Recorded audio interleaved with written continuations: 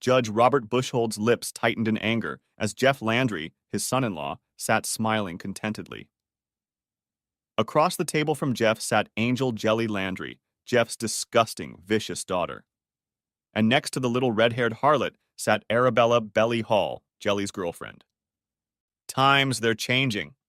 And not for the better, Mr. Dillon, Robert thought. There was a time when such relationships were so scandalous, so repugnant to polite society, that no woman would ever admit to being in one. Now, however, in this permissive and decadent culture, such relationships were actually encouraged. Robert knew he had better not voice his opinion. After marrying Donna, Robert and Deborah's daughter, Jeff had established himself as a man of his own principles. He did not bow to Judge Robert Bushhold's position, nor to Deborah's formidable character. When he thought he was right, Jeff Landry stood his ground. Donna fell in love with Cajun culture, Cajun food, the rich heritage of the people, and the lush landscapes.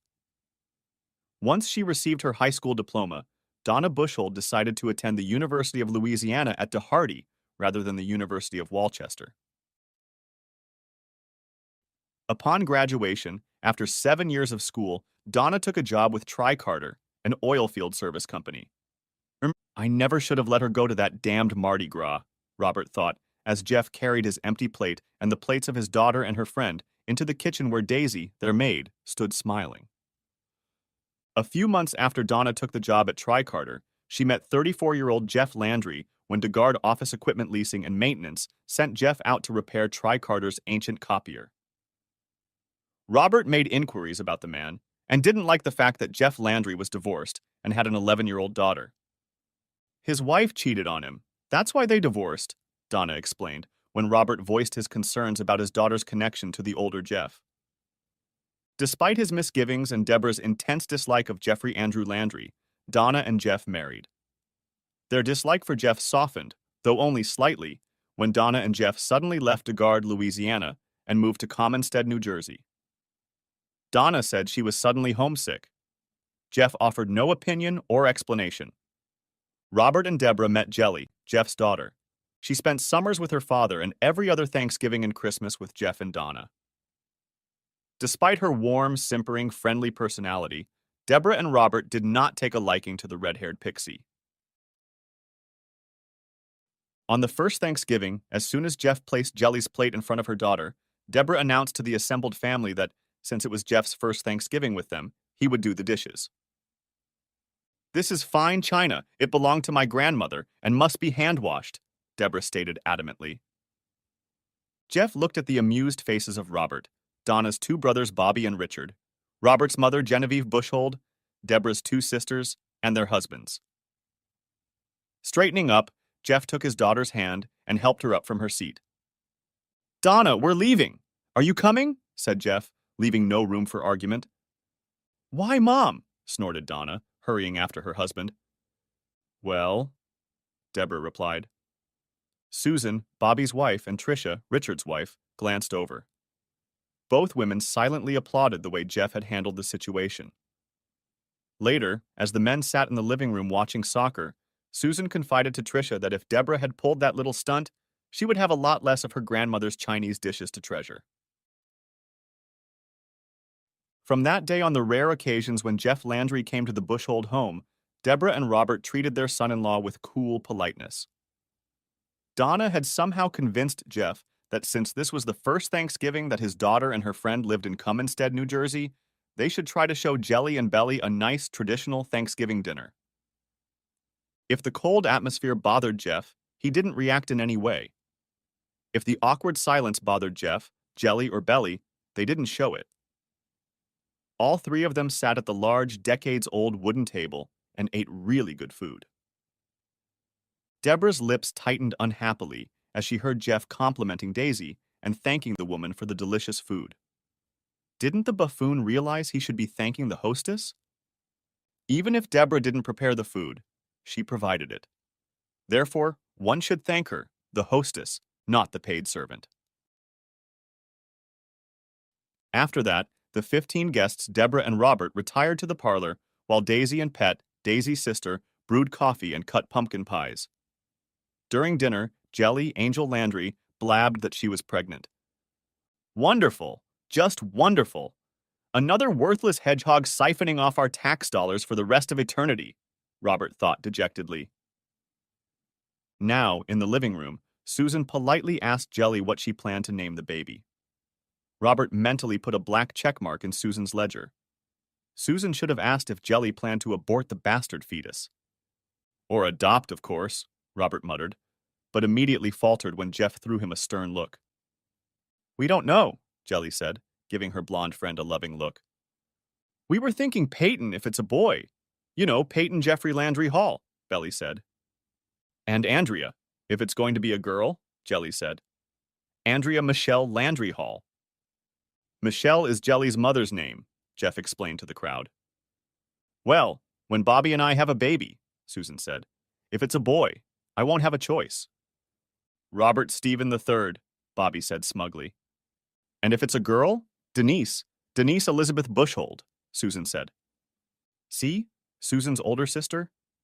Denise Elizabeth Prescott died when Susan was a little girl, Bobby explained, although no one demanded an explanation. What a tragedy, Deborah said without the slightest emotion in her voice. I like the name Carter if it's a boy, Donna suggested. And Willa if it's going to be a girl. Jelly and Belly looked at each other, silently expressing their opinions on the names. Robert noticed the murderous look Jeff gave Donna. Donna noticed Jeff's look too and recoiled from her husband. You bitch. Incredible goddamn bitch, Jeff growled, his voice full of venom. Hey now, Bobby said, rising to his feet.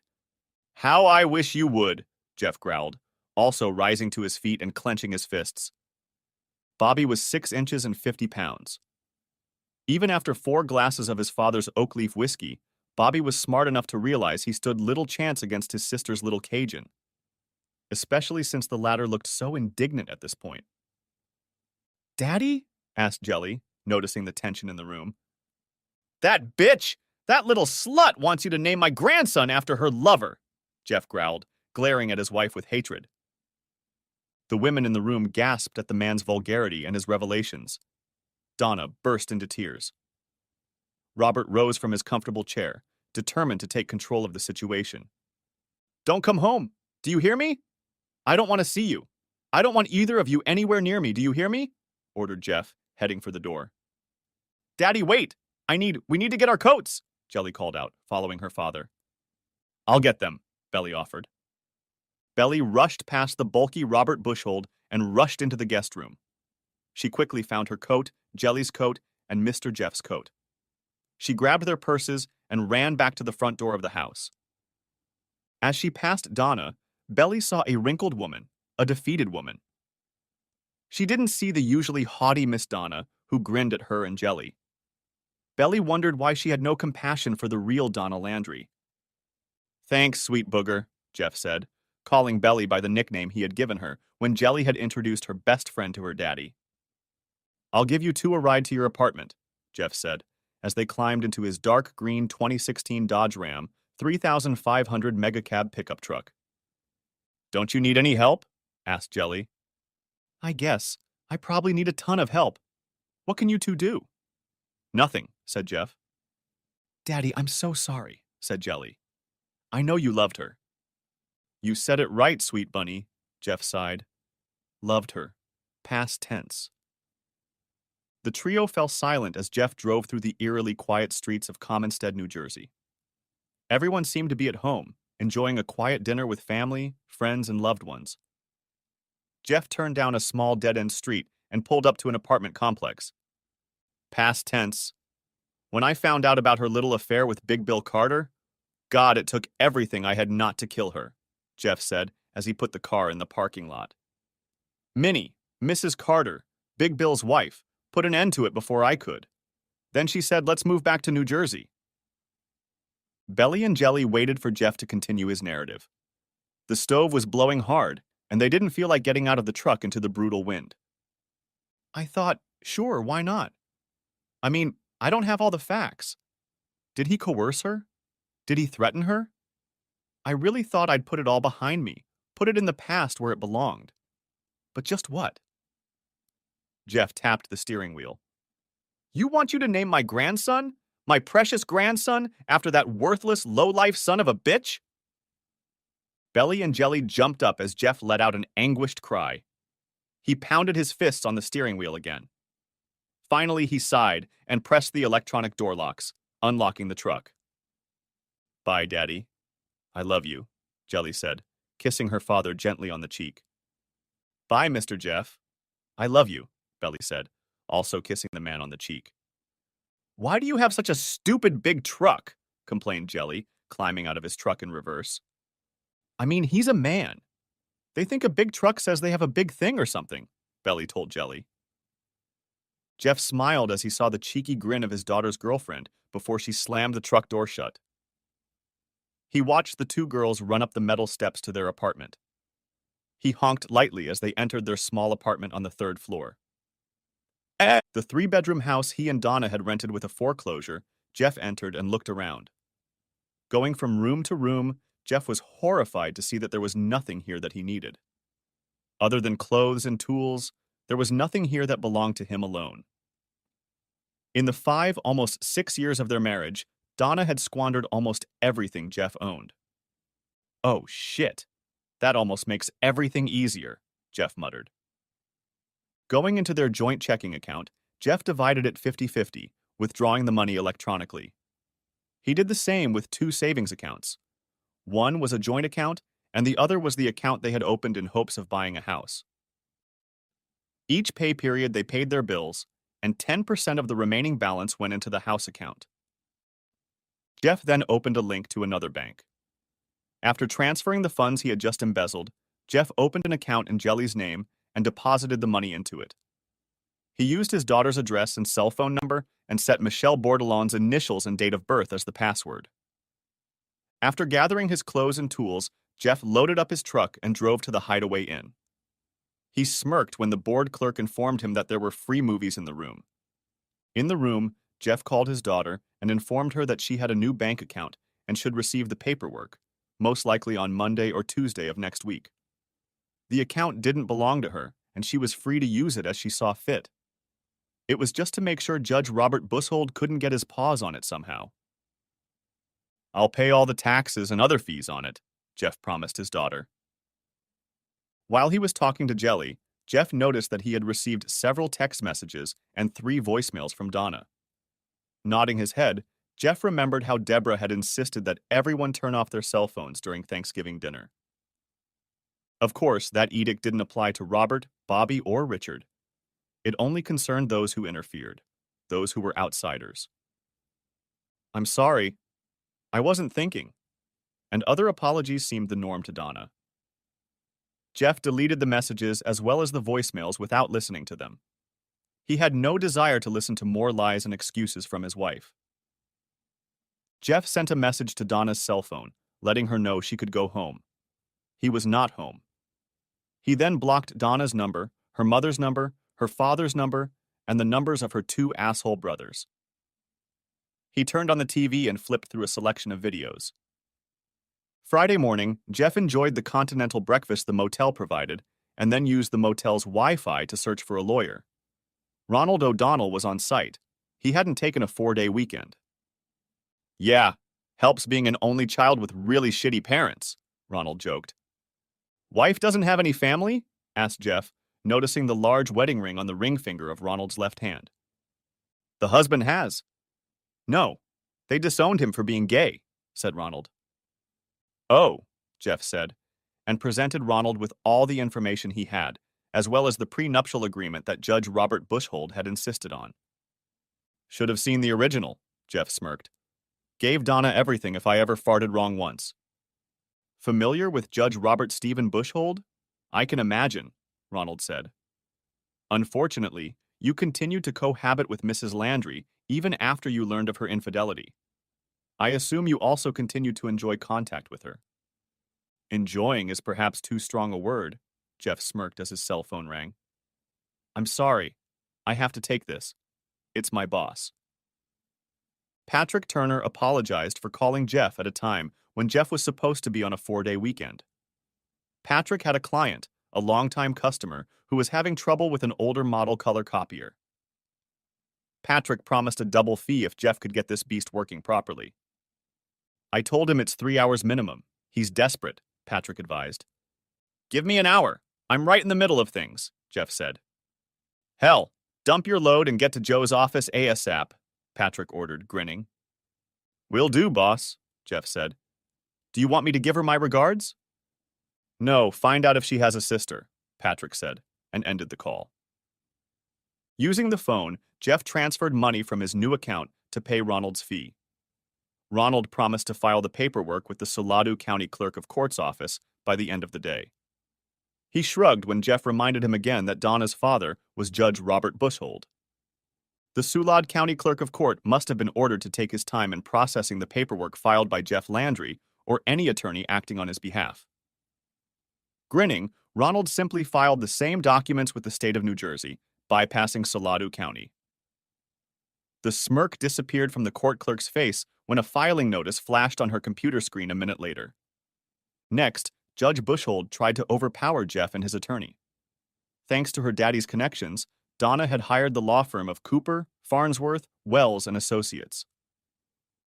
Ronald grinned as he and Jeff sat at the large conference table across from James Farnsworth and the 3 junior partners. New Jersey is a no-fault state. Jeff was suing for irreconcilable differences, not adultery, although suing for adultery and proving adultery would have given Jeff a more favorable outcome. So the 4 attorneys representing Donna Landry were just spinning their wheels, smacking their lips and making noises. There was cheerful Christmas music playing from upstairs. A small plastic Christmas tree stood in the corner of the conference room, and underneath it were presents in smart wrappers. Jeff was sure the presents were just empty boxes wrapped in brightly colored holiday wrapping paper. When James Farnsworth finally stopped talking, Ronald and Jeff stood up.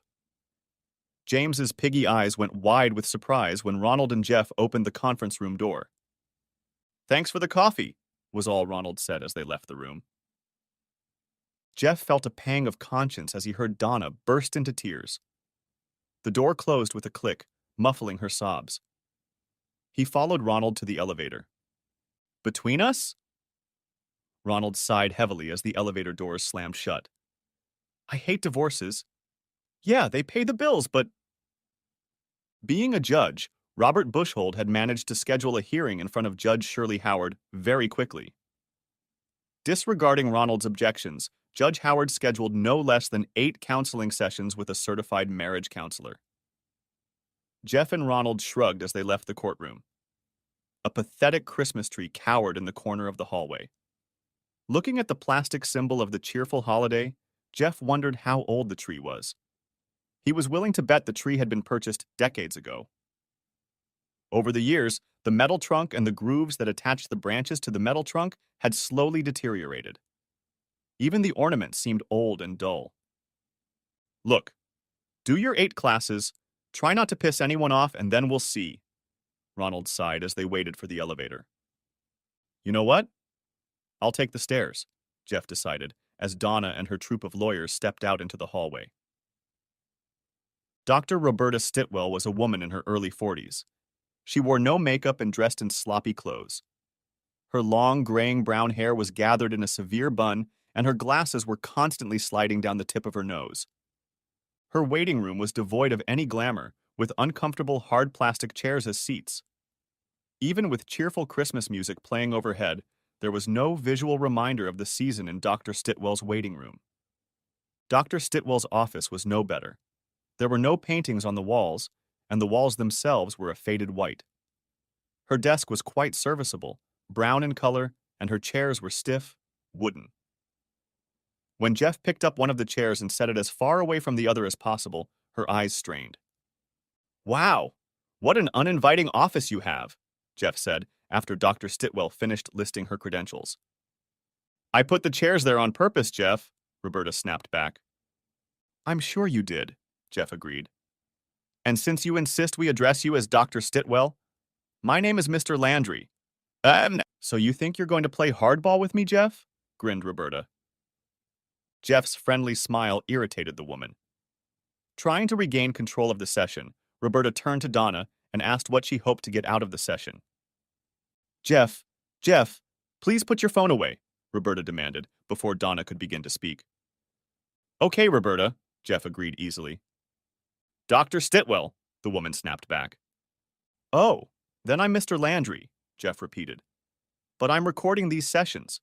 When we go before Judge Howard, I want proof that I actually participated, that I complied with all reasonable requests. You can't record these sessions, Roberta shrilled. Oh, crap. When do you pay me $210 an hour? Jesus, Donna, really, did you go out of your way to find the most expensive consultant in Commonstead? But when you pay me, then you'll tell me whether I can record these sessions or not, Jeff said firmly. He bestowed the apoplectic woman with another benevolent smile. Donna waited until the showdown between her husband and the doctor was over. Besides, who knows?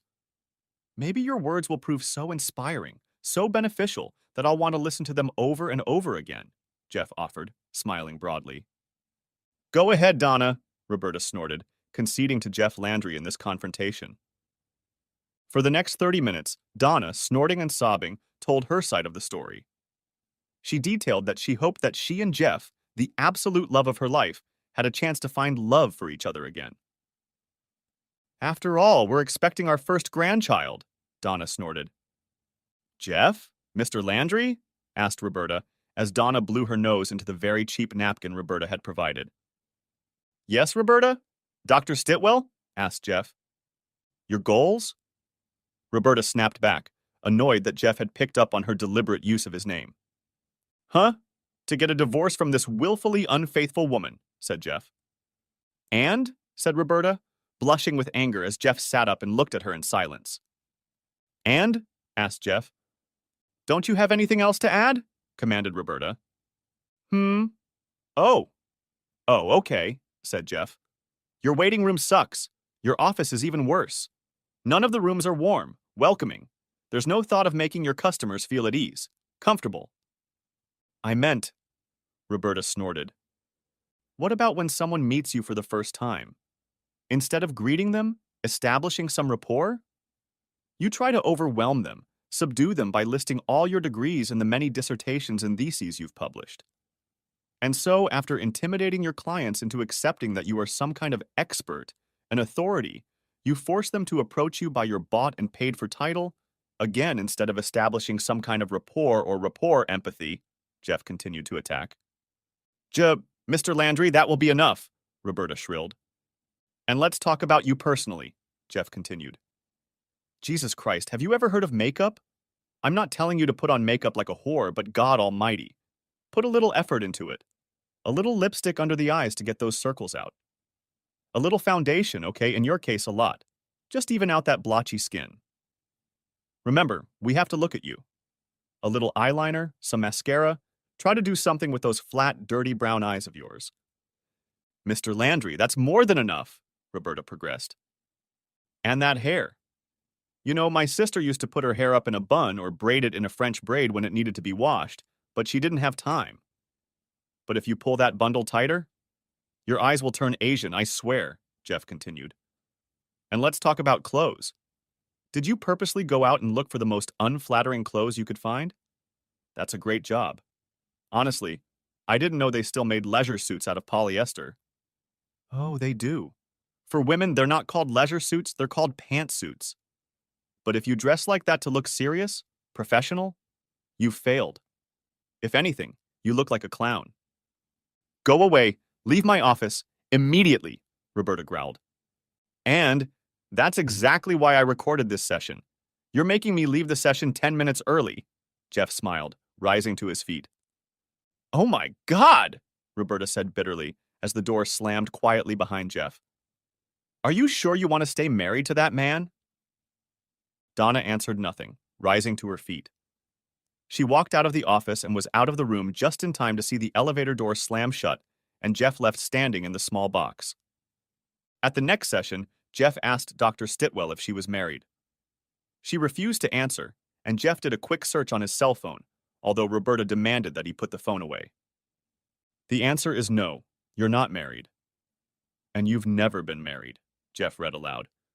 And your dissertation on living in an asexual society? That doesn't inspire confidence that you know anything about relationships. Jeff turned to Donna.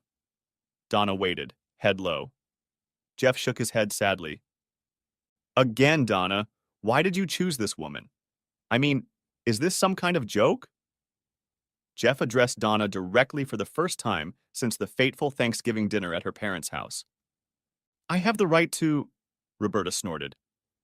Do you? Really? Jeff turned to the doctor.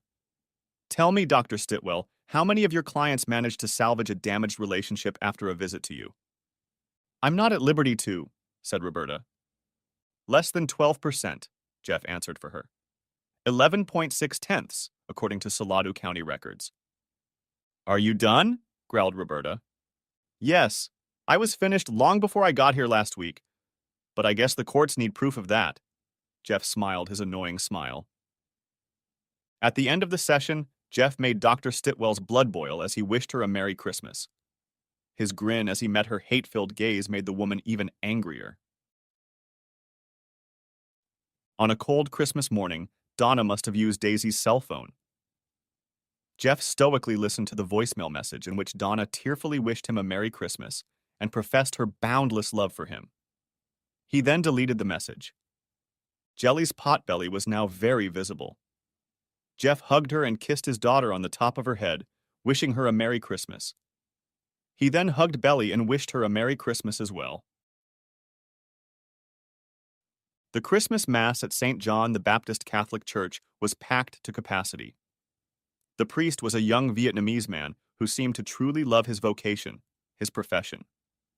He promised the celebrants that he would be quick. A cup of hot cocoa awaited him in the parish.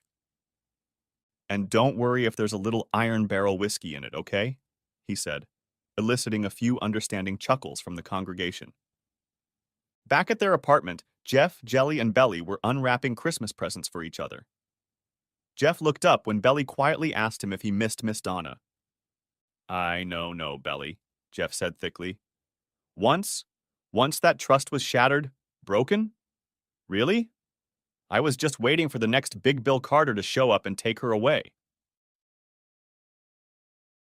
At the third session, scheduled for Tuesday, January 4th, Jeff let Donna vent her frustration. He let Dr. Stitwell lead the session, politely answering Dr. Stitwell's questions, but not elaborating on his answers unless asked. But gee, Mr. Landry, you knew about Donna's infidelity, but you continued your relationship with her, Dr. Stitwell asked, losing patience with this tedious man. Well, Dr. Stitwell, before I continue, can I ask Donna one question? Said Jeff, smirking at the woman's sudden outburst of anger. Yes, of course, the woman agreed. Donna, why did you end your affair with Big Bill? Asked Jeff. I realized it was wrong, Donna replied, stammering.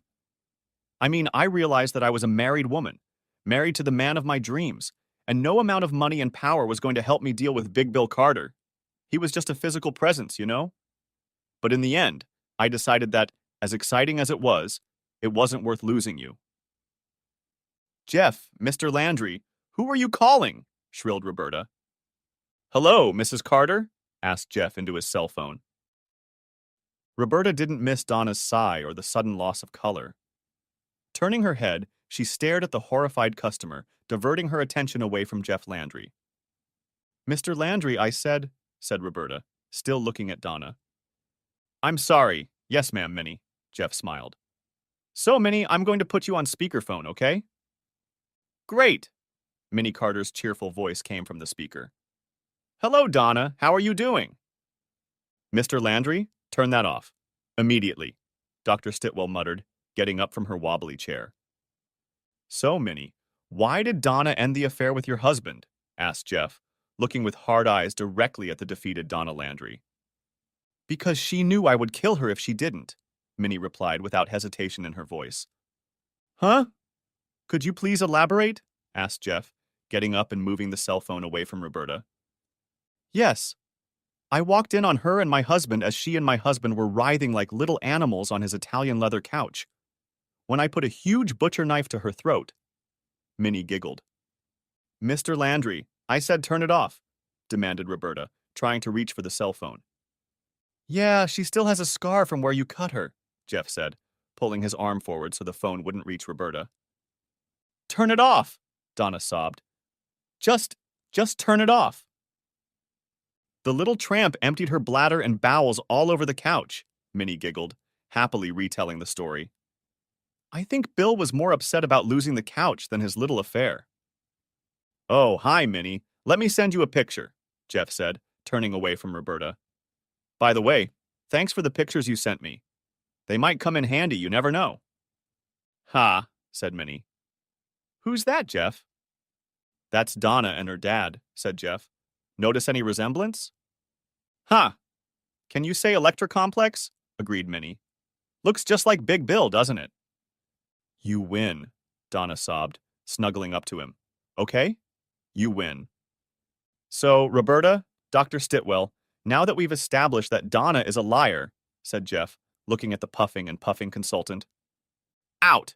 I want you out of this office right now, Roberta shouted in rage. Judge Shirley Howard was not amused as she read Dr. Roberta Stitwell's report. Despite Judge Bushhold's thinly veiled threats, Shirley signed the papers confirming Jeff and Donna Landry's divorce. Reading the file that Shirley had courier delivered to his office, Robert bit the inside of his cheek. Wincing at the pain in his bleeding cheek, Judge Robert Bushhold cursed Jeff Landry again. Donna, his beautiful girl, looked haggard, defeated. She'd lost 20 pounds she couldn't afford to lose since that Thanksgiving dinner. And God only knows why you even bother staying married to that little coon-ass, Robert muttered, tossing the papers onto the cluttered desk. Picking up his cell phone, Robert dialed Patrick Turner's number. He informed Patrick that it was in his best interest to have Jeff Landry lose his job so he couldn't come back and demand spousal support from Donna. Yeah? Lay off the bushhold, Patrick laughed. Like I'm going to lose my best employee just because your little feelings were hurt. You know, I don't think you can afford to go up against me, Turner, Robert snorted. What the hell? Patrick laughed. It'd be a real shame if you lost the county score, Turner, Robert threatened. Oh, shit. Did I forget to tell you? You're being recorded, shit, Patrick chuckled. You can't use... It's not acceptable, muttered Robert. Who says it can be used in court? I just accidentally gave it to a certain Suladu Crier reporter we both know, declared Patrick. Geez, Robert S. Buchhold, you're just a dumbass, Patrick said to himself that evening as he saw a police tail trailing behind him. At the next corner, a patrol car flashed its headlights. Patrick pulled to the side of the road and pulled out his cell phone. A grinning policeman approached the driver's window. Good evening, Sergeant Parnell, Patrick said affably. Why was I pulled over? License and registration, Sergeant Parnell barked. Of course. Sergeant Parnell, I'm reaching into the glove compartment to get my car papers, Patrick said, reaching for the passenger side of his car. I'll be right back, Sergeant Parnell barked, roughly snatching the documents out of Patrick's hands. Sergeant Parnell took his time getting into his patrol car. When he finally got tired of keeping Patrick Turner waiting, he got out of the warm patrol car again and approached Patrick's vehicle.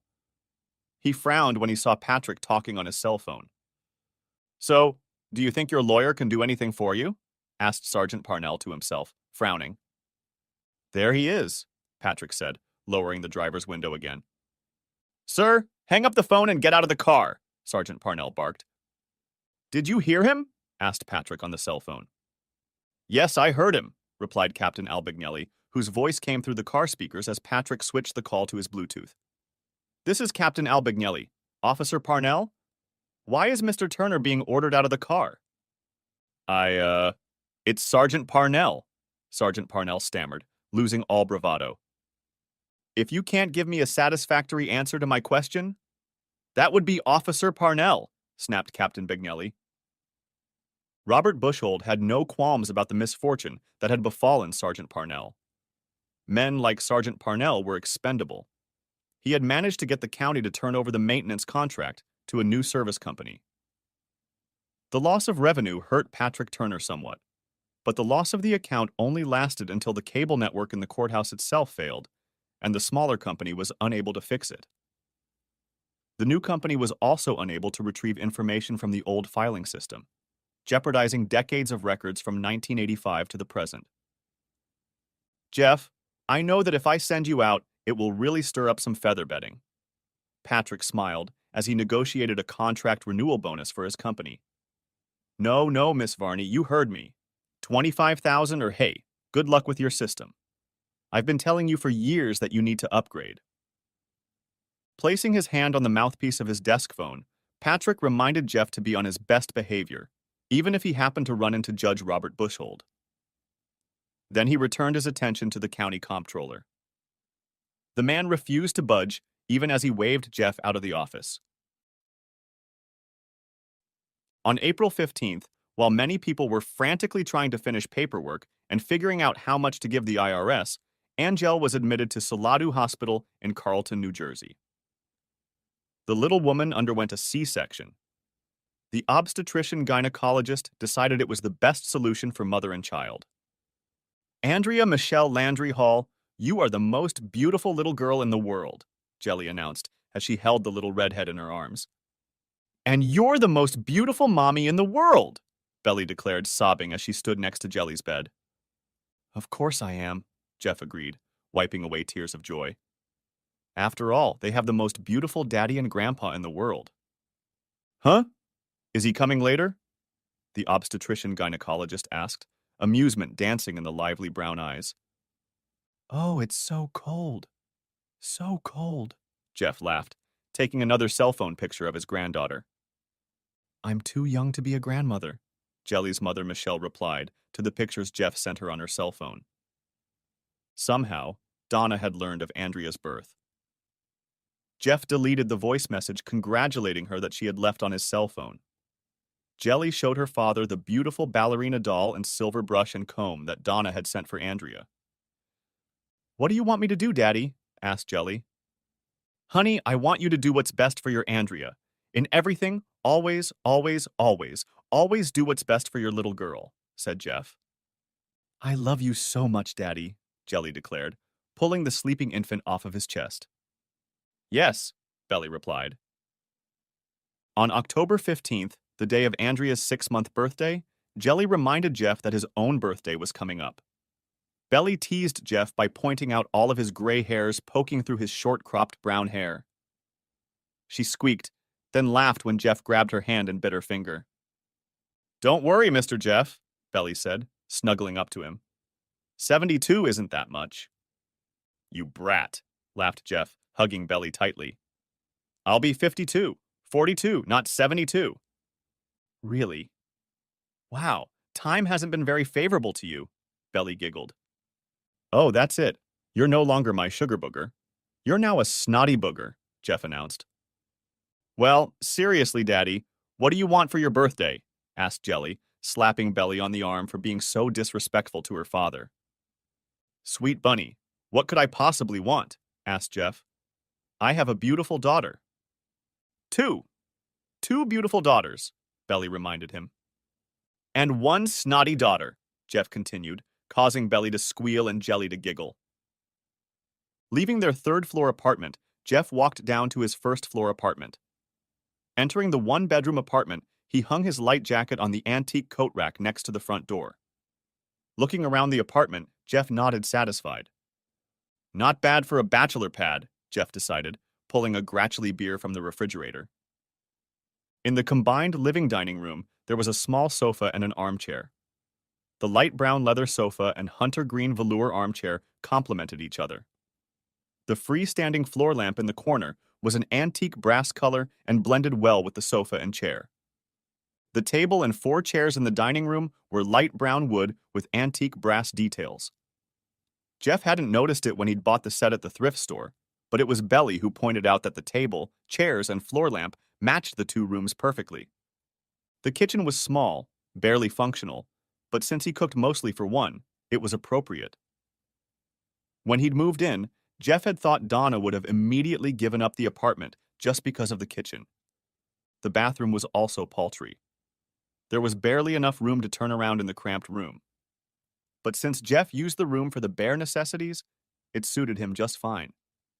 He wouldn't be taking a bubble bath, doing his makeup, or styling his hair. The first bedroom, in Jeff's opinion, would be more suited to the role of a large closet. He bought a crib, changing table, and matching toy box at a garage sale. There was a playpen in the closet. Jeff figured he would need it sooner rather than later, when Andrea was 6 months old. In his own bedroom was a double bed with a Tempur-Pedic mattress. Patrick Turner, his boss and friend, accused Jeff of liking plush and comfortable beds. Jeff asked Patrick what he and his boys slept on.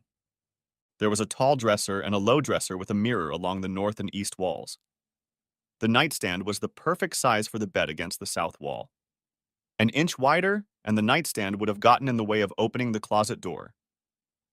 The rent was a little high, but since he was only a few steps away from his daughter and granddaughter, Jeff didn't mind paying the rent each month, dutifully, on the first day of the month. He smiled as he remembered that he had 2 daughters and a granddaughter. And being right on the stairs, Jeff was an indispensable babysitter when Jelly and Belly needed to run an errand, do some shopping, or even go on a date. On a date, Jeff snorted.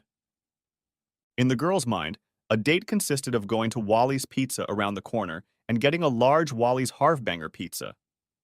Then the duo would head to the arcade next door, or across the street to the Garden State bowling alley.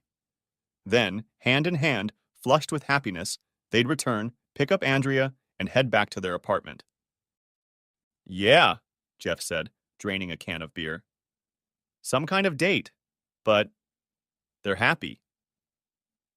Sitting down on the bed, Jeff brought the empty can to his lips. Realizing the can was empty, Jeff set it on the nightstand. He sat there for a long time, just looking and seeing nothing. On October 31st, Patrick decided that Halloween was the perfect date for Jeff's birthday. After all, Jeff was undoubtedly a horror. Roses are red, pickles are green, you don't need a mask, even though it's Halloween, Patrick declared as he handed Jeff a $50 gift card for Wally's Pizza. Roses are red, violets are blue, sugar is sweet. What the hell happened to you? Said Jeff, and then thanked Patrick for the gift card. Jelly and Belly will love it, that's for sure, Jeff thought as he tucked the card away in his wallet. During lunch, Belly sent a text message asking if she could bring a friend to a special dinner she and Jelly were preparing for his birthday. Jeff puzzled over the question, but agreed that Belly could certainly bring a friend. It better not be Donna, Jeff thought suddenly, when Belly sent a series of emojis with kisses and birthday cake. Belly worked for Dependable Commercial and Residential Cleaners. Dependable's office was in the same building as the First National Bank of Commonstead, where Donna was the executive assistant to Beverly Hollister, the branch manager. From time to time, Belly crossed paths with Donna and told Jeff about these encounters. She seems kind of rude, was usually Belly's first comment, or she would say, she was asking about you. A toner cartridge puked out in Jeff's hands in the office of his latest client. The uniform shirt was completely lost, as were the khakis. His work boots were running low, so Jeff wasn't too upset about them. But it did mean he'd have to call Jelly and let her know he needed to get cleaned up before he could come to his birthday dinner. Okay, Daddy, I'll see you soon, Jelly said cheerfully. But he's coming, isn't he? Jeff heard Belly's insistence and prayed again that this friend wouldn't turn out to be Donna. Donna called him that morning, obviously from her work phone. Jeff answered, figuring it was probably a new client. Since they'd defeated the company Robert Buchholz had used to take down Patrick Turner, their business had nearly doubled. Happy birthday to you, Donna crooned, trying rather poorly to imitate Marilyn Monroe. Thanks, Donna, Jeff replied, and ended the phone call. Relatively clean, it would take an industrial cleaner to wash the ink off his hands. Jeff went up to his daughter's apartment. As he knocked on the door, he heard 3 squeals and smiled as he heard sounds of youthful glee and happiness on the other side of the door. He's here. Andrea, the birthday boy is here, Jeff heard Jelly announce as Belly swung the door open. Hi, sweet goat, Jeff smiled as he kissed the pretty blonde. I thought I was Snotty Potty, Belly insisted. Hi, you must be Belly's friend, Jeff said to a very pretty redhead sitting at the small dining room table. Daddy, this is Sydney, Belly introduced. And guess what? It's her birthday today, too. Looking into the girl's eyes, Jeff felt a small spark. Shaking the girl's warm, soft hand, Jeff thought it must be static electricity. He stared into her caramel brown eyes for a long moment before letting go of her small hand. Yeah, Mom's in Trenton at some symposium, and Dad swears he's in Vancouver on business and there's no way he can get away. Sydney smiled. Arabelle? Belly said I just have to come. You'll have chicken and sausage gumbo and... Is that what I smell like? Exclaimed Jeff. Oh, and happy birthday. Sorry, I didn't know, so I didn't get you a card. You can give it to her tomorrow, suggested Belly. Hi, Daddy, Jelly smiled proudly from the stove. Sweet Bunny, when did you learn how to make roux? Jeff asked. God, it smells fantastic. It's really out of a jar, Jelly confessed. Mama sent it a couple weeks ago when I told her I wanted to make you a gumbo. Well, that was very nice of her, Jeff said, slightly surprised by his ex-wife's gesture. Back in the living dining room, Jeff greeted his granddaughter. Andrea bestowed him with a two-toothed grin from her playpen. Then Jeff returned his attention to Sydney Poore. She was a redhead with pale skin and a scattering of freckles. Miss Michelle even sent Crystal's hot sauce, Belly informed him, placing a large bottle of the delicious hot sauce on the table. Yes, ma'am, enthused Jeff. Happy birthday to me. Jeff was served first, although he insisted that Sydney should be served first. She was served her second serving and waited while Jelly and Belly took their bowls. Small bowls of potato salad stood next to each. Before sitting down at the table, Jelly placed 2 packs of saltine crackers on the table. Jeff tasted the gumbo, then picked up a bottle of hot sauce. Sydney tasted the dish cautiously, then goggled at Jeff. How can you put more hot sauce in here? Asked Sydney. He's a Cajun, shrugged Belly. And that gives him a cast-iron stomach? Asked Sydney. While they ate, Jeff learned that the 22-year-old redhead was Walden Donaldson's executive assistant. She'd been working at King Sanitation and Disposal since she'd gotten her certification at Salado County Votech, first as a secretary and then moving to the executive director's office. No, sit down. I know where the kitchen is, Sydney said when she needed a glass of ice water. Well, isn't she adorable? Whispered Belly urgently, turning to Jeff. Yes, she's very pretty. And young, replied Jeff. Too young for me. Geez, Belly, she's the same age as you and Jelly. Yes? And? Whispered Jelly. She's a couple years older, objected Belly. Are you guys talking about me? Asked Sydney, walking back to the dinner table. I'm sorry. I know you like strong iced tea, but you can paint walls with that tea. Daddy thinks it's too old for you, Jelly declared. Sydney looked up from her bowl of gumbo. Jeff flashed brightly as the beautiful redhead looked him in the eye. Her amused smile exposed perfect white teeth. Well, Belly said you're old. Really old. Like 72 years old or something, Sydney said.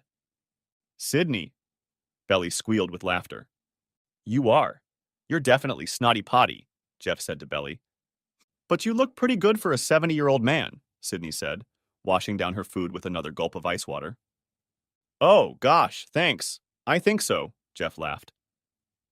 Finishing their meal, Jelly and Belly hurried into the kitchen. A few minutes later, they began singing Happy Birthday, carrying a store-bought cake from the kitchen.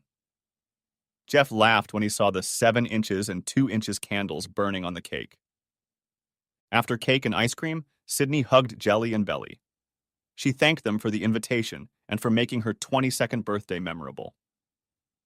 Bye, Jeff, Sydney said, looking with big eyes into his eyes.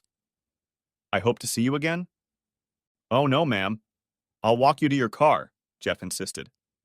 It's a nice neighborhood, but still a beautiful woman shouldn't be walking alone after dark. Oh, a southern gentleman, exclaimed Sydney enthusiastically, hugging Jeff's arm.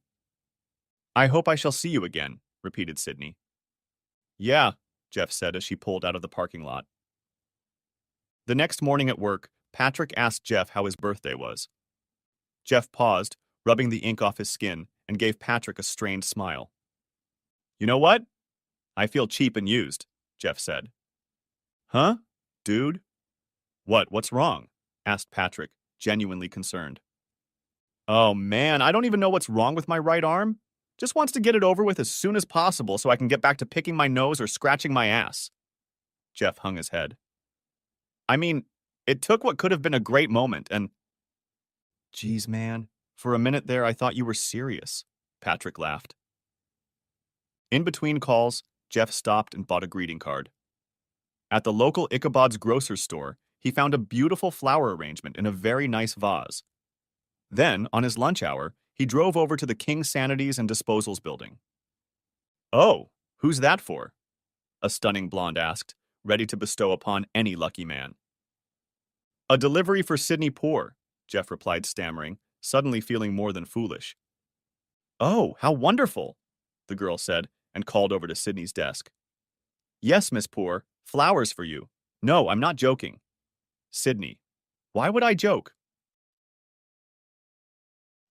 A moment later, the elevator door jingled, and Sidney entered the lobby. Jeff thought she looked mature, confident in her business attire. A small jacket with three-quarter sleeves and a navy blue knee-length skirt with a light gray white striped blouse.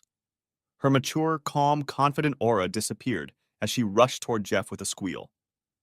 Oh, Jeff, you shouldn't have done that, exclaimed Sidney. Sidney, hush. He should give you flowers. Are you crazy? Advised the secretary. Evelyn, hush, said Sidney. Jeff, this is Evelyn. She got my old job after I moved to Mr. Donaldson's office. Evelyn, this is Jeff Landry, my boyfriend. Have you had lunch yet? There's a lunchroom upstairs. You can get a wrap or salad there. I mean, most people bring their own, but... Sidney encouraged, pulling Jeff toward the elevator. God, I can't believe it. You haven't even forgotten that blue is my favorite color, Sidney marveled as they went up to her floor. Let me put them on my desk and then we'll go to lunch. Oh, I couldn't believe it. You really shouldn't have done that. But I'm glad I did, Jeff thought to himself. And no, I didn't remember that blue is your favorite color. Jeff smiled as he watched Sidney find the perfect spot for her flowers. Just a very lucky accident. At the cafeteria, Jeff got a green salad and a turkey wrap. Sidney got the chef's salad, and they found a table to sit down and enjoy their lunch. A smiling man approached them. I noticed the uniform shirt, Walden Donaldson smiled. When are you finished with lunch? Take your time, but when you're done with lunch, come see me. I want to see what Turner can do for us here. I recognize that accent. I'd recognize it anywhere. Where are you from? Said Jeff. A small place. I bet you've never heard of it. Walden smiled broadly, also recognizing Jeff's accent. DeGard, Louisiana. Oh no, we haven't heard of it, sighed Jeff. Neither have I. Where did you go to school? Get out. Walden laughed a genuine happy laugh. If you end up here, stop by, you hear? Back in the office, Jeff casually informed Patrick that they were in line for a service contract with King Sanitation. Patrick snorted incredulously. What? You've been having fun with that son of a bitch? I've been trying to get them for the last 3 years, Patrick scoffed. I almost had... What was that guy's name? Brian. No, Bryce Adams. But then they kicked him out of there. No. I told him you'd entertain him, Jeff smiled. With a $50 gift card to Wally's Pizza burning a hole in their wallet, Jelly and Belly couldn't wait to go out on a date. So Jeff pulled out the playpen and set it up in the living room. Warming up the remaining gumbo, Jeff sat down and began to enjoy the delicious meal, the perfect ending to what had been a really good day. Okay, this Friday? No, I won't be able to babysit my granddaughter, Jeff told the two girls as they came to get Andrea. I have a date. Thanks a lot, Belly, Jelly rebuked playfully. Whatever, Belly smiled, slinging her diaper bag over her shoulder. Ready? Jeff and Sidney went to a Chinese restaurant for dinner, and Jeff impressed Sidney with how easily he used chopsticks. Then they went to a local corn maze, followed by a hayride, and ended the outing with a mug of hot chocolate by a roaring fire. Saturday night, Sidney took Jeff to a laser art exhibit. Jeff liked the spectacle, but the hard techno music was too loud and, frankly, unnecessary for his taste. During the week, Jeff was able to keep an eye on his granddaughter. He was attentive to the infant, even as one text message after another popped up on his cell phone. But suddenly, Friday and Saturday were busy. Jelly complained good-naturedly, and Belly puffed up with smugness. The Saturday before Thanksgiving, Jeff and Sydney were at an Italian restaurant in Carlton. They had planned to go to a neighborhood nightclub. Sydney wanted to dance and knew the drummer of a cover band. Jeff said suddenly, looking toward the door of the restaurant. Problem? Asked Sydney, looking up from her Caesar salad. Oh, no, said Jeff. Then why did you say like that? Sydney nudged him, watching the hostess lead two people to a table nearby. This is Donna, my ex-wife, Jeff admitted, looking at a very gaunt Donna Bushhold and Seamus McCullen, her high school boyfriend. Jeff knew that Deborah, Donna's mother, approved of Seamus. She had said so more than once in Jeff's presence. Deborah had also hung a picture of Seamus and Donna from the prom in a place of honor on the mantelpiece. Jeff had no idea where Deborah Bushhold had put the picture from Donna and Jeff's wedding. More than once at dinner, Deborah had told Donna about Seamus's latest accomplishments. She's beautiful, Sydney said, looking at the blonde hair and expensive clothes. Sydney, she looks emaciated, Jeff said. Jeff noticed the bags under Donna's eyes. The makeup hid them well, but Jeff knew his ex-wife too well not to notice them. Jeff could also see that Donna had lost a lot of weight. The skin on her face was stretched. And although she was smiling as she looked at a grinning, posing Seamus McCullen, Jeff could see that the smile didn't reach Donna's eyes. Shaking his head, Jeff returned his attention to the Caesar salad. Do you want to leave? Asked Sydney. What? And skip the sausage and linguine you've been talking so much about? Asked Jeff, as the waitress took their plates of salad away. Run your mouth? Sydney hummed. Running, all about how this is the best sausage and linguine I've ever had. I'll never be able to eat anything else in my life, Jeff teased. Oh, shut up. I didn't say anything like that to Jeffrey Andrew Landry, protested Sydney, laughing. After a truly delicious meal, Jeff paid the bill and helped Sydney up from her seat.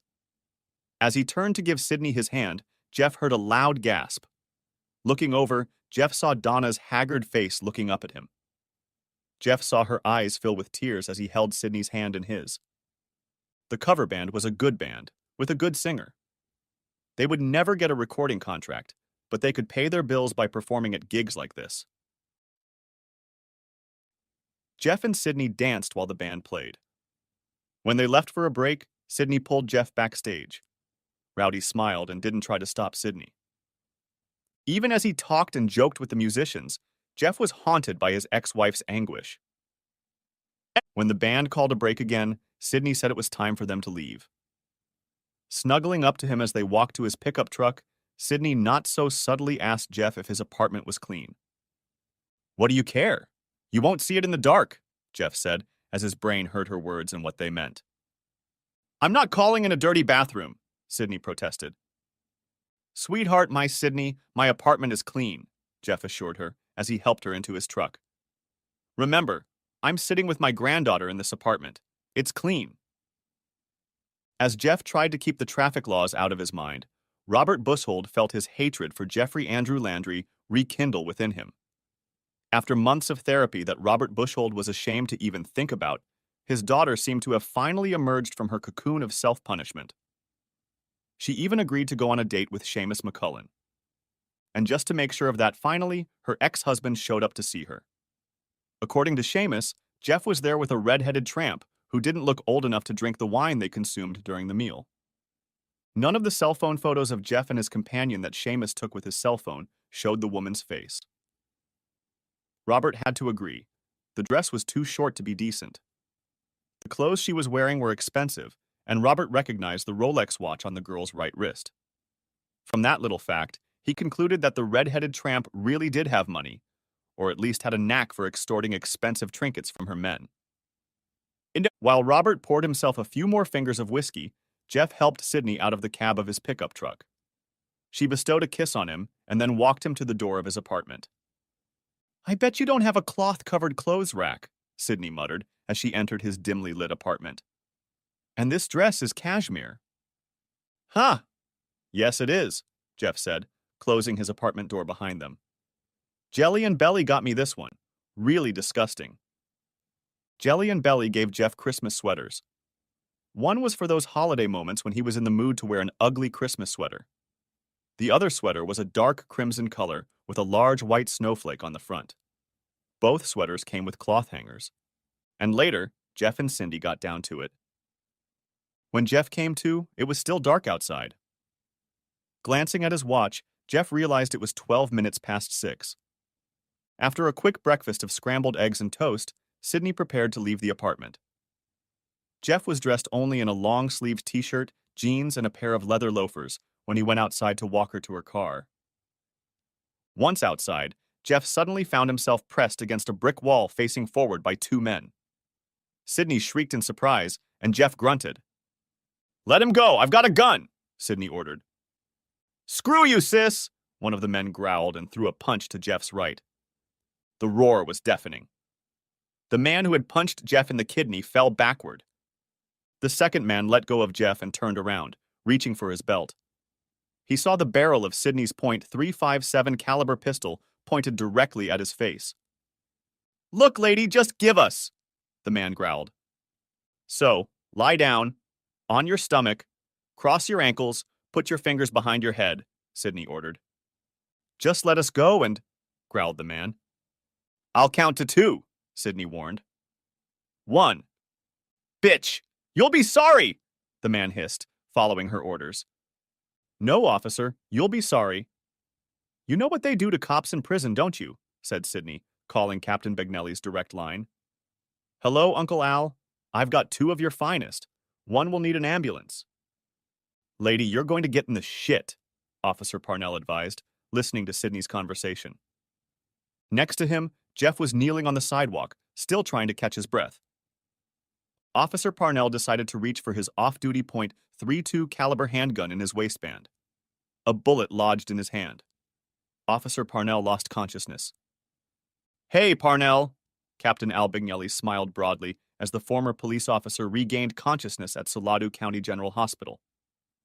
"I want a lawyer," the handcuffed man declared. 9 hours later, just as Judge Robert Bushhold executed a perfect 124-yard shot on the 7th hole, a tricky dogleg, a police cruiser sped across the golf course and stopped less than a yard from the astonished man. Seamus McCullen, his father Angus McCullen, and Angus's business partner stood, mouths open in shock. "Robert Bushhold? You're under arrest," Lieutenant David Poore said as he stepped out of the car. "He's here. They're here." Jeff couldn't keep from laughing as he heard Sydney's enthusiastic squeal from inside the huge structure. "Jeff? Mom, this is Jeff!" Sydney exclaimed as she introduced Jeff to Judge Shirley Howard. "This is Jeff Landry." "We've met, but I'm sure she doesn't remember me," Jeff smirked, extending his hand to shake the elegantly dressed woman's. "Oh, I remember you," Shirley purred. "I remember you perfectly. That jerk Robert Bushhold nearly froze my ear off yelling at me about that divorce." "Yeah, sorry about that," Jeff said. "And these are my daughters." "And then you turned my little girl into Annie Oakley?" continued Shirley, then gasped, looking at the stroller. Oh, who's that? Who's that little angel?" "Jelly and Belly, and this is their daughter Andrea." Jeff smiled proudly as he watched Judge Shirley Howard kneel on the floor and coo over the slowly recovering Andrea. James Poore was much older than Judge Howard. But even though James was 79 years old, you could read intelligence in Jeff's gray eyes. He also had a firm handshake. "Glad you're here, Jeff. May I call you Jeff?" James said in a firm voice. "Our house would be completely empty. My oldest Jimmy is serving at the Pentagon. No, we can't talk about what he does there, but he wouldn't be able to join us. And David. David could show up, but he's a senior officer on duty.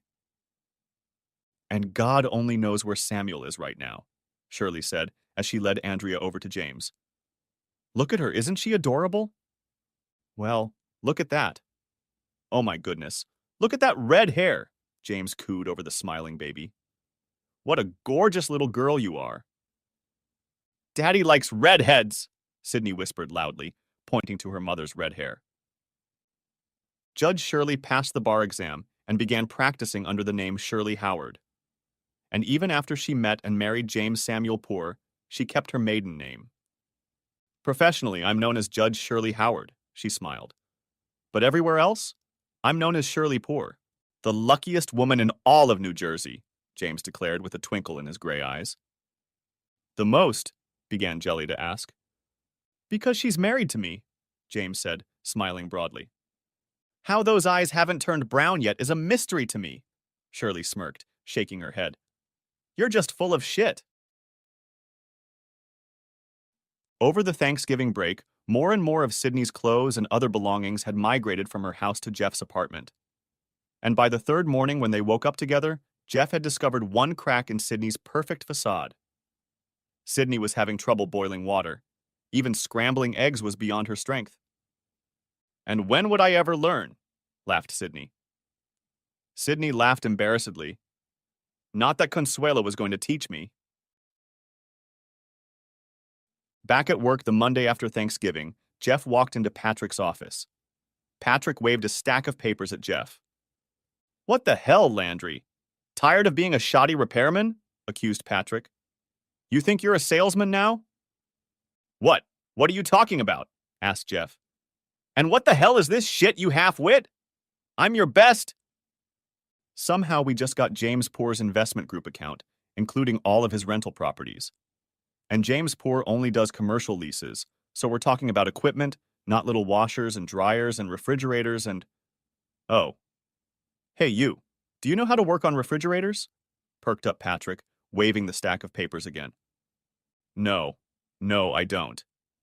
But what does that have to do with me? Said Jeff. Oh, come on.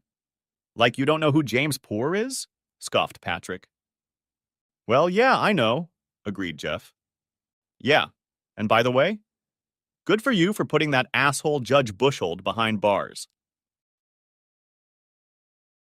Christmas fell on a Monday.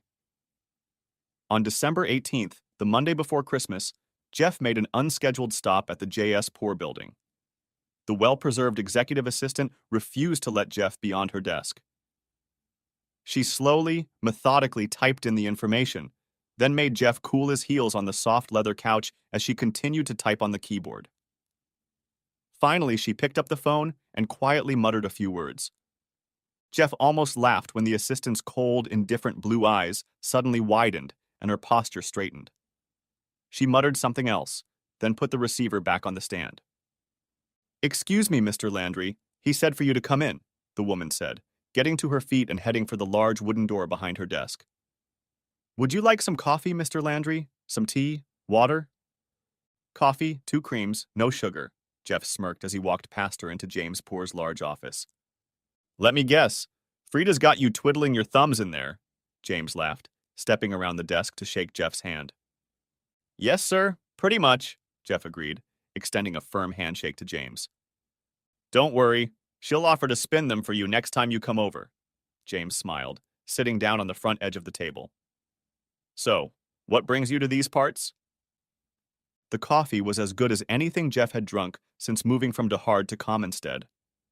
Nothing could compare to the rich coffee his grandmother used to make in her old, battered cast-iron coffee pot. Jeff's mother used a French press, and it was almost as good as Mears coffee. A French press? I'd like to try it, James admitted. But Jeff, did you really come here to talk about coffee? No, sir, Jeff smiled, and then got to the point of his visit. Despite being a Baptist, but not a practicing Baptist, Sydney had accompanied Jeff, Jelly, Belly, and Andrea to midnight mass at St. John, the Baptist Catholic Church on Christmas Eve. She marveled at the festivities and sang along with the children's choir. Jeff smiled, discovering another flaw in his gorgeous girl. Sydney wouldn't be able to carry a tune in a bucket, but she smiled happily as she sang along. As Jelly and Belly carried Andrea the diaper bag and stroller up the 2 flights of stairs to their 3rd-floor apartment, Jeff kissed Sydney goodbye. She was on her way to her parents' house to welcome Christmas morning at home. I'll see you at lunch, Sydney needlessly reminded Jeff as she got into the car. In the morning, the only cloud in the crisp, cold Christmas morning was a tearful voicemail message from Donna's new cell phone number. Belly informed Jeff that a new executive assistant was sitting at Miss Hollister's desk at the bank downstairs. She didn't know what had happened to Donna. She had been there one morning, sitting at the desk. Donna even smiled at Belly and waved at her when Belly walked into the bank to get her paycheck. The next time Belly walked into the lobby of the bank, there was no one behind the counter. And a few days later, a new face was sitting behind the counter. Donna only managed to say, "Merry Cry" 3 times before bursting into sobs. Jeff deleted the remaining 3 minutes and 14 seconds of voicemail without listening to her. Then he blocked the new phone number. "Yes, Donna, Merry Christmas," Jeff thought, as he pushed aside Sydney's creams, lotions, hairpins, and rubber bands to find his can of shaving cream buried under the debris. Sydney had put all of Jelly, Belly, and Andrea's gifts in the trunk of her car when she left for her parents' house at 1 hour and 48 minutes in the morning. So Jeff managed to put on a dog expression when he told Jelly and Belly that he didn't have any presents for them. He did, however, have a few gifts for Andrea, some very cute outfits. Jelly put a cute Christmas sweater on Andrea and pulled matching pants over the baby's bulky diaper. The family then made their way down the stairs. Jeff was vigilant for possible trouble. The recent attack was still fresh in his mind. Shirley and James had gone a little overboard with gifts for Andrea. Lieutenant David Poor stroked his wife's belly and asked if Shirley and James planned to spoil little Sarah when she came into the world. "Maybe," James teased. "Oh, I'm sure we'll get her something," Shirley snorted, and David and his wife Elizabeth smiled broadly. "Well, this is it," James said, as the last present was opened. "Thank you so much for my new coat," Belly said. "Yes, they're lovely," Jelly agreed, still fiddling with the buttons and running her hands over the soft faux fur lining of her knee-length winter coat. "And thanks for my French press coffee pot," James said to Jeff. "Look, just look. He'll try it once, decide it's too hard, and," prophesied Shirley. "Consuela will love it, I'm sure," David suggested.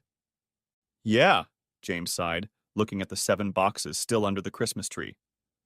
The small tags bore Samuel's name written in his mother's loving handwriting. Jeff knew there was some story behind the colorfully wrapped presents, but didn't feel it necessary to ask about it.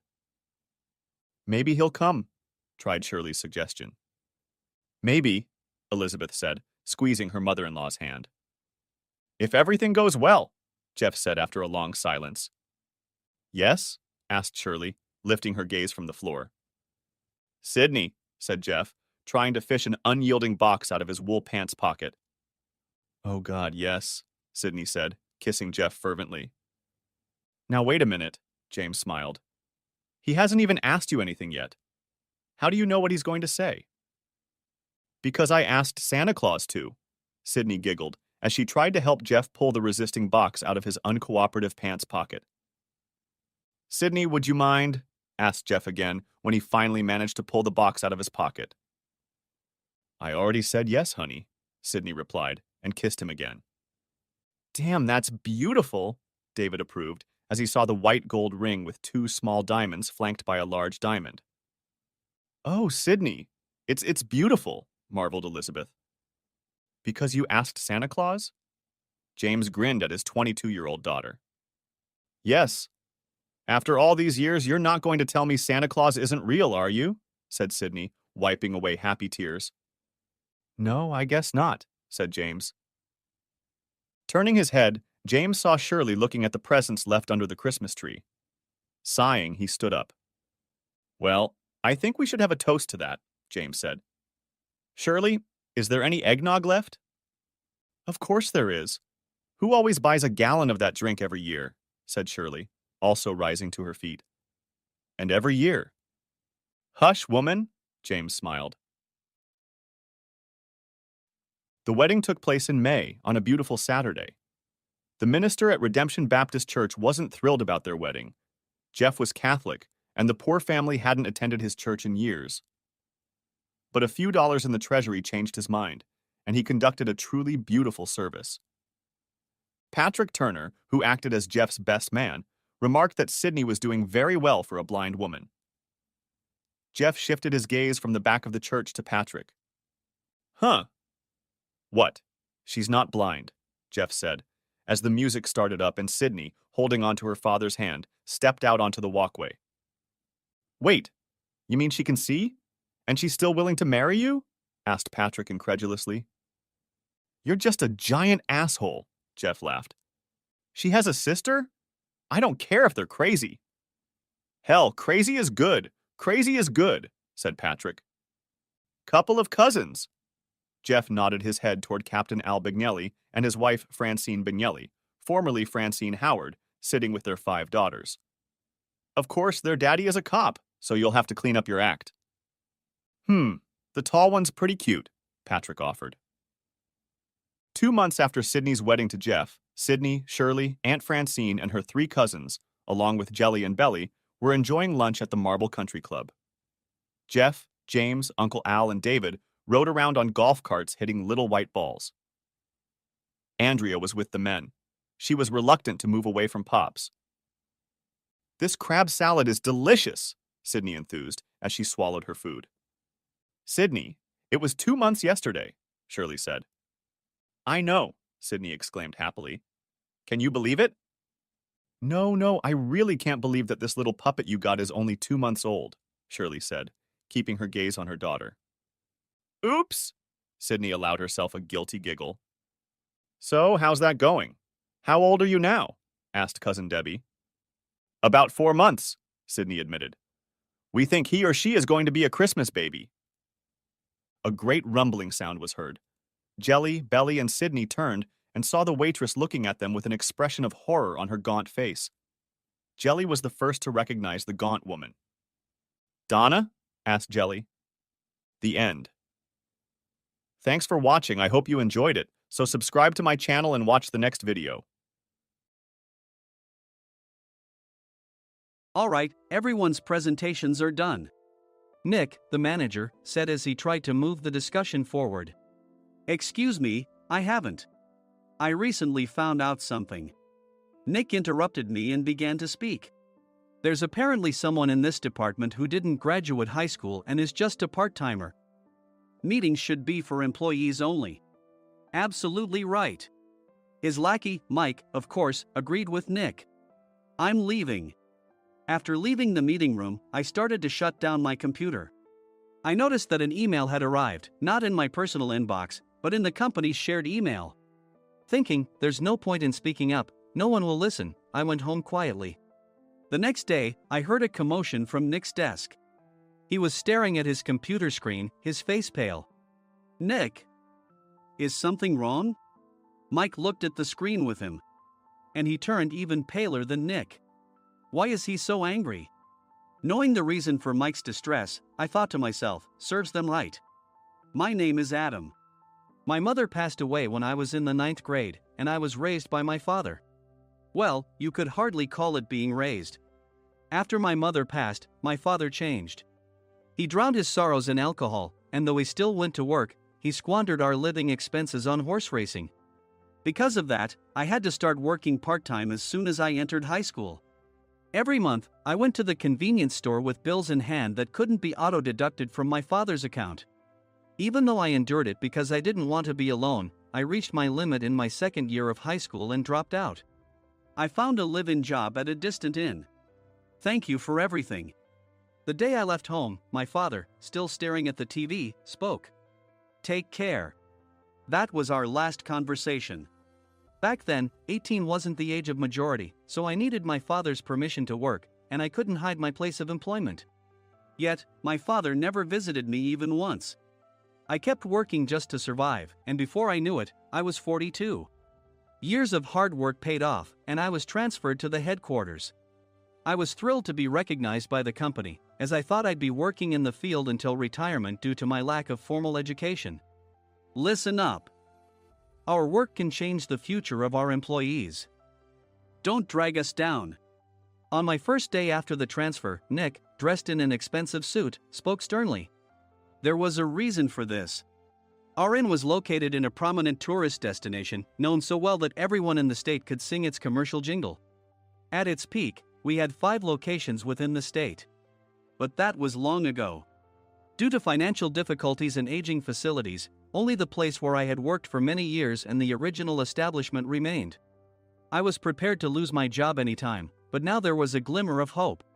With the rise of social media, the tourist area where the inn was located started gaining attention again. Depending on how hard the sales department, where I was transferred, worked, we could either thrive or be forced to give up this prime location to the new hotel chains continuously popping up. For Nick, who had switched careers from another industry to strengthen our sales, this was a battle he couldn't afford to lose. I understood why he had to be strict. "I will do my best." Nick sneered at my enthusiastic declaration. "Did you not hear what I said?" "I'm sorry." I thought I was listening carefully. Out of habit from years of customer service, I apologized reflexively, though I had no idea what had offended him. Someone was watching me with a smirk. In this department, there are those who are expected to excel and those who have been shoved here because they have nowhere else to go. You are the latter. It was Mike, the section chief. He's 7 years younger, at 35. But he was called to headquarters much earlier than I was and had been moving around within the headquarters ever since. I'm not jealous, but I can't accept that he's my boss. Graduating from a prestigious university, he has an unusually high pride and caused many problems as a newbie, making things very difficult for me when I was the front desk leader. When I found out Mike was transferred to the sales department a month before me, I was disheartened. Mike is right. With just a middle school diploma, there's not much you can do. Don't even think about achieving results. As if I didn't exist, Nick remarked, "I'm thirsty." Mike eagerly ran to the coffee maker. It seems Mike is Nick's lackey. I regretted being happy about my transfer to headquarters, wishing I had stayed on site forever. Send a direct mail to every company on this list by the end of the day. Nick only assigned me tasks that even a new graduate could handle. What? There are over 1,000 companies. You want me to send to all of them by today? Yes, if you and your fellow misfits split the work, even those with nowhere else to go should finish by today. I glanced at the employees typing away expressionlessly. They were worn out from customer service, only thinking about leaving on time, or were women reassigned after having children, with zero motivation for work. Even Sam, a new graduate from the same university as Mike, who was supposed to be among the expected achievers, had no enthusiasm for the job, having joined the company wanting to do customer service. "I don't care what they say, I plan to quit any time," he said. Only Nick and Mike were highly motivated, making all the decisions between the two of them. I originally only wanted to work at the inn to survive and had no particular attachment to this job. I swallowed my words, thinking I had no right to reprimand them. About a month after the transfer, Nick told us with a frustrated look. "To commemorate the 50th anniversary, we've decided to create a plan exclusive for one group per day. Originally, Mike and I were supposed to come up with it, but our president, Mr. Thompson, insists on hearing everyone's opinions. So, you all get a chance." As Nick explained, Mike began handing out prints. Make sure not to embarrass Nick. If your ideas are half-baked, you'll have to redo them. It seemed that they had printed his handwritten notes by Mr. Thompson, which included several questions and a section for free responses. It made sense why Nick had to seek our input, given that all responses had to be submitted to Mr. Thompson. We were given a week to think about it, and a meeting was scheduled to compile our ideas. My plan is to let guests enjoy both the old and modern America. Nick began the presentations. Guests would watch a master confectioner at a nearby traditional sweet shop make sweets in front of them. The welcome drink would be premium tea in a bottle. Nick's plan was certainly attractive. After his presentation, Nick called on us to present in the order we were seated. Just as I stood up for my turn. "All right, everyone's presentations are done." "Excuse me, I haven't. I recently found out something." Nick interrupted me. "There's someone in this department who didn't graduate high school and is just a part-timer." He was likely talking about me. I joined the company as a part-timer and was made a full-time employee when I turned 20. That was 20 years ago, so Nick and Mike probably had no chance to know until recently. Meetings should be for employees only. Absolutely right. After that, Nick kept creating opportunities to solicit everyone's opinions, purposefully excluding me from speaking. The meeting unexpectedly heated up and went past the scheduled end time. A few people asked to leave, and the discussion continued with the remaining few. Still here? Normally, you'd leave in that situation. Though I had no attachment to the job initially, hearing kind words from customers made me want to make them happier. For someone like me, with nowhere to go, the inn was my home and customer service was my life. I felt pathetic about my current self. I'm leaving. I left the conference room and started shutting down my computer. I noticed an email had arrived, not in my personal inbox, but in the company's shared email. Thinking no one would listen to what I had to say anyway, I quietly went home. The next day, while preparing the DM as instructed, I heard a commotion from Nick's desk. In his haste to stand up, he hit his knee on the desk. He stared at his computer screen, his face pale. "Nick! What's wrong?" Mike, thinking he should be the first to rush over, approached Nick while still wearing his coat. He peered at the screen with Nick. And he turned even paler than Nick. Why is he so angry? Who is responsible for this company? Nick, more irritated than ever, asked, and Mike answered without checking. Probably Sam.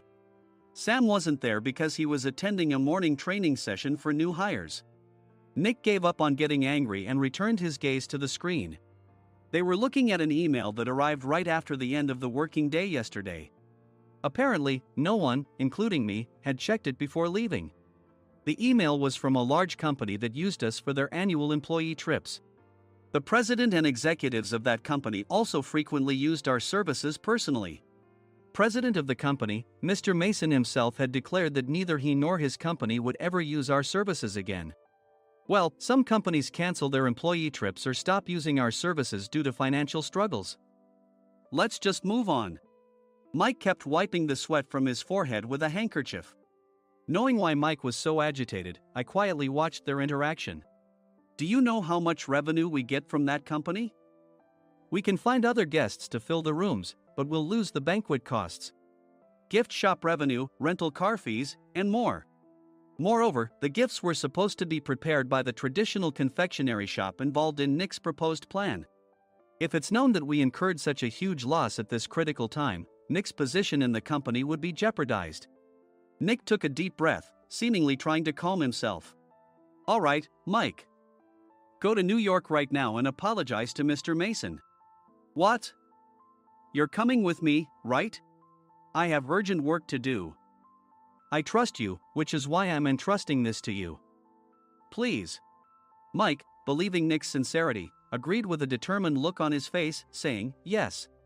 That's Nick for you. Even if Mike went to apologize, Nick would shift all the blame onto him if the client didn't change their mind. Well, it was Mike's fault to begin with, so it served him right. About 3 hours later, Sam answered a call from somewhere and repeatedly apologized, saying, I'm very sorry. Everyone watched to see what was happening. After ending the call, he informed Nick with a weary tone. When Mike arrived at the client's company, he only made things worse, further infuriating Mr. Mason. He was demanding, get his boss here immediately. It was no wonder Sam was exhausted, dealing with such a call right after returning from training. What is that idiot doing? All right, Adam, you're coming with me. If sacrificing Mike didn't work, then I must be next. Normally, I'd want to refuse at all costs, but I saw an opportunity in this situation. If I can be of assistance, I'd be happy to join you. I obediently followed Nick, and we flew to New York. When we introduced ourselves at the reception, it became clear how serious the situation was, as the receptionist personally escorted us to the president's office. Angry voices leaked through the door, making both Nick and me uneasy. Excuse me. I'm Nick, the supervisor. I understand my subordinate has caused you trouble, and I deeply apologize. Nick, with his experience in the corporate world, knew enough to offer an apology before excuses. However, his customer service skills left much to be desired. I sighed as I saw Mike trembling like a small dog in the corner of the room. What kind of training are you giving your subordinates? Mr. Mason glared at Nick with a red face. The intensity of his gaze made even Nick take a step back. Regrettably, I joined this company only 2 years ago and was unaware of Mike's issues. I should have identified his shortcomings sooner. Indeed, I should have realized sooner. No sensible person would come to apologize and then give a lengthy presentation on the drawbacks of not using their in. Nick froze, his mouth slightly open. Suspecting the worst, I picked up the documents that had fallen to the floor. It seemed Mike hastily prepared these documents on the plane, listing the disadvantages. Disadvantage 1: if you change the venue for the company trip, employees might suspect it's for cost-cutting reasons, leading to a negative impression. Reading it aloud half-jokingly, Nick snatched the papers from my hand and checked the contents with a furious expression. Among the stack of documents was a receipt from a nearby convenience store's copy machine. I felt a pang of dread, hoping he hadn't shown the receipt as well. What do you think he said when I asked what kind of nerve he had to do this? I'm very sorry. Faced with the dire situation, Nick must have thought there was nothing left to do but apologize. In a voice smaller than I'd ever heard from him, he uttered words of apology. He said, "I'm a Harvard graduate. I don't believe I said anything wrong." Mike, what have you done? Forgetting his plan to pin the blame on Mike, Nick yelled loudly, even in front of Mr. Mason. "I didn't do anything wrong." "You're still saying that? Look at him." Mike pointed at me with a shaking hand. "I was assigned to headquarters in my 20s and now I'm a section chief. This guy only made it to headquarters at 42. Everything I've done proves I was right. So why are we losing the contract?" Having said his piece, Mike collapsed to the floor. "Of course. You were sent there because you had nowhere else to go." Mike never expected to hear such words from someone he looked down upon. He lunged at me, and Nick hurriedly stepped in to stop him. "Mr. Thompson told me Mike is a quick thinker, and to take good care of him." There's no way he was pushed aside. "Don't make things worse here." "He didn't say quick thinker, he said only quick-witted, didn't he?" I don't remember that part." I recalled the many troubles Mike caused when he was a newbie. When Mike was on the front line, his pride was so high that he never apologized to customers. Customer service, especially in our job, doesn't work alone. It brings both good and bad situations. If the front staff or housekeepers made mistakes, or the cleaning company didn't properly clean a room, one had to apologize to the customers regardless of personal fault. Mike, in such situations, would never apologize, insisting he wasn't at fault. This often angered customers, and as the front desk leader, I frequently had to apologize on his behalf. He caused complaints and disrupted operations, which is why he was quickly moved to headquarters. In departments where he didn't interact directly with customers, his quick thinking was beneficial and things went well. But it seemed his flaws were starting to show. Corporate reservations are supposed to be entered into the system by the sales representative. But a quick check yesterday revealed that more than 10 items were missing from the client's reservation. The handover document clearly stated what needed to be prepared. Why didn't you enter it into the system? Why do we have to give them special treatment? Filling rooms near the banquet hall, setting up all the food in advance. Specifying the brand of wine, they're too demanding. No wonder he always angered customers, I thought, feeling a headache coming on. Grouping them in rooms near the banquet hall is for our benefit too. It makes it easier for the staff to set up beds and serve breakfast since everyone's schedule is synchronized. As for the other requests, Mr. Mason suggested them to lighten our load. I didn't know that. Nick finally seemed to realize that Mike was the one who had angered the client. What did you say to them? I just told them we wouldn't give them special treatment anymore. We shouldn't waste effort on things that don't bring in money. I was utterly exasperated at his lack of understanding of customer service. Of course, we shouldn't comply with unreasonable demands. But carrying over successful practices from past stays makes customers feel remembered and enhances their experience. Good memories encourage repeat visits. That's part of our job. I looked down at Mike, who was sitting on the floor. In our job, nothing is a waste. Mr. Thompson likely moved you to the sales department, hoping you'd finally understand this. How do you think he feels now that you've failed to meet his expectations? Mike, tears in his eyes, fled the president's office. I was amazed he still hadn't apologized. You have it tough, Adam. It's okay, we're all employees of the same company. I deeply apologize for this disrespectful incident. Especially after all the care you've shown us. If it weren't for you, Adam, I really would have stopped staying here. When I heard you were moving to the sales department, I was willing to reconsider if you handled it. Seeing us talk so amicably, Nick's face contorted. Do you two know each other? Adam's service is excellent. I always requested him specifically. Normally, we don't accept specific staff requests, but we made an exception for Mr. Mason, adjusting my shifts accordingly. He had personally stayed at our hotel just before my transfer, and during casual conversation, I mentioned, I'm moving to the sales department soon. If I hadn't told him then, things could have been much worse. Please continue to take care of us. I look forward to it. On the return flight, Nick awkwardly offered me a can of beer. It's still working hours. Of course, I had no intention of forgiving him for a single beer. Nick might try to pin everything on Mike and avoid any consequences. While pondering this, a startling fact came to light. Nick, the tea bottles for the plan have arrived. I handed Nick a bottle labeled with our inn's name. They look good. What are you talking about? These are plastic bottles. I had assumed we would use the trendy, high-end bottling tea. But what arrived were ordinary plastic bottles of tea with customized labels. The only unique aspect was the label, which had the inn's name, making it look customized. Upon further investigation, I discovered that a substantial amount of money was set to be paid to the tea company. It was priced like bottling tea. Does this plastic bottle really cost $100 each? The tea inside is specially blended for us. The extra cost is for that. Wouldn't it be better to use another tea company? Or is there a specific reason we must use this one? As Nick continued to make excuses, I showed him a printed email.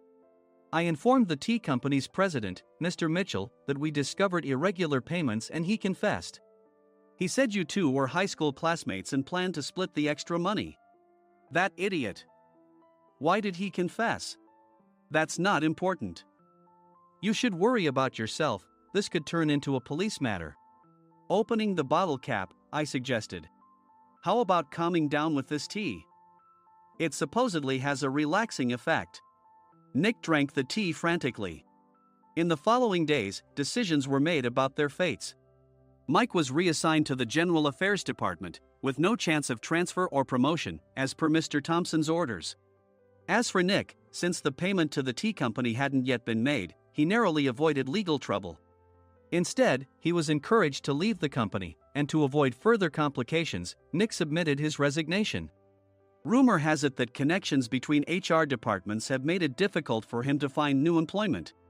Even though it was good to have those two gone, something unexpected happened in the sales department. Everyone became motivated and united in refining the 50th anniversary plan. In the end, my plan was adopted. We collaborated with the Tourist Information Center to provide personalized guides. The plan, tailored to the number of guests, was truly special for the 50th anniversary. Hey, is Adam's family coming to stay? I immediately booked that special plan for my family. Sam noticed it on the reservation list and quickly picked up on it. Yes, I'm inviting my father. That's great. I might invite my parents too. I lacked the courage to face my father just as Adam. But here, with the confidence Mr. Mason praised, I felt ready. The 50th anniversary plan was a perfect opportunity to reconnect with my father. I hoped to bring back the days when we could laugh together as we once did.